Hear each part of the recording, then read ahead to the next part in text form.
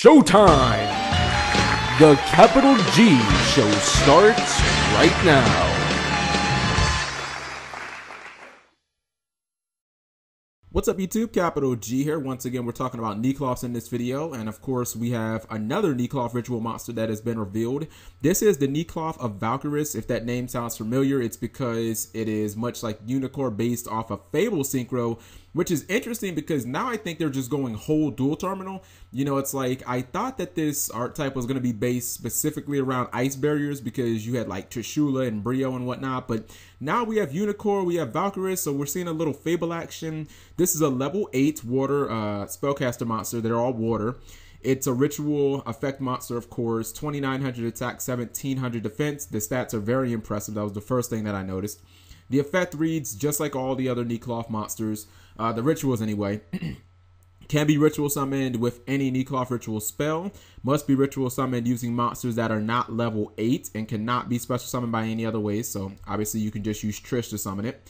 You can only use one effect of the Necloth of Valkyrus per turn and only once that turn.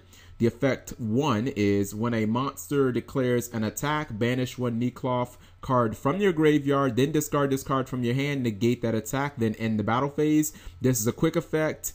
And effect number 2, during your main phase, tribute up to 2 monsters from your hand and or your side of the field, then draw cards equal to the number of tributes.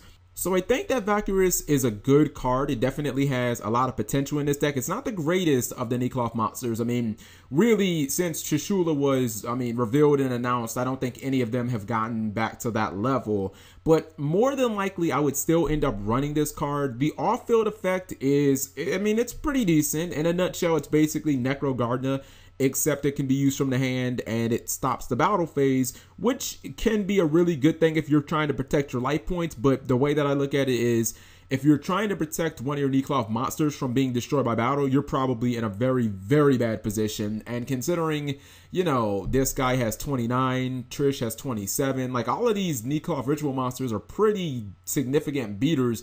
You shouldn't really be in a position where your opponent's just running your Necloths over. Like if you're trying to protect one of your little guys, I don't know, that seems like it might be a little bit of a waste. I'm not in love with the fact that you have to banish a Necloth monster to activate this effect, because when you look at Necloths, they kind of need their monsters to be in the graveyard, considering that you can actually use those monsters in graveyard to ritual summon. And then in addition, it's like, well, the spells, they also banish Necloth monsters at the same time to recruit other spells. So I'm not sure if I want to be banishing my monsters just for a monster effect. I'm not sure if it's really going to be worth it just to negate an attack if I can just play, you know, like infinite amount of traps that do the same thing, like battle traps, deep prison, mirror force, etc., etc. Now, I actually look at the on-field effect, however, and I think that this thing is really, really good. Like, I think that this is almost the entire reason to even consider running this card, because you can distribute up to 2 monsters on field or in hand, and then you get to draw up to what you tributed. And this effect is just going to open up tons of plays for the deck. If you have those Necloth monsters, the rituals especially, in your hand, and they're just kind of dead, you just get rid of them, you draw more cards, knowing that the monsters in your graveyard can help you summon other Necloths when this guy dies.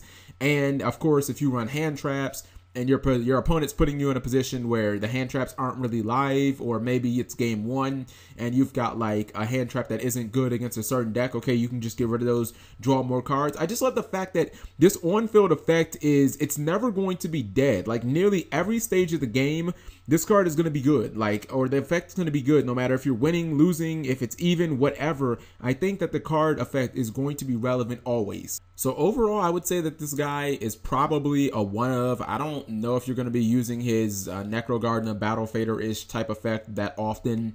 I think that he's, for the stats of a level 8 monster, 2900, that is really legit. The fact that you can just, you can banish a Trish that you used early in the game and summon him. And once he gets on field, I can see this guy causing havoc, because I'm going to use that effect every single turn to draw monsters. I'm just going to start blowing through my deck. So this is one of those cards where if you get it out, your opponent needs to answer immediately. No one likes giving their opponent, 2 draws. I don't care what the cost is. You don't want to give your opponent extra draws in the game of Yu-Gi-Oh! That's just like, that's the quickest path to losing a duel. So let me know what you guys think. Thank you for watching as always. Subscribing makes life happy.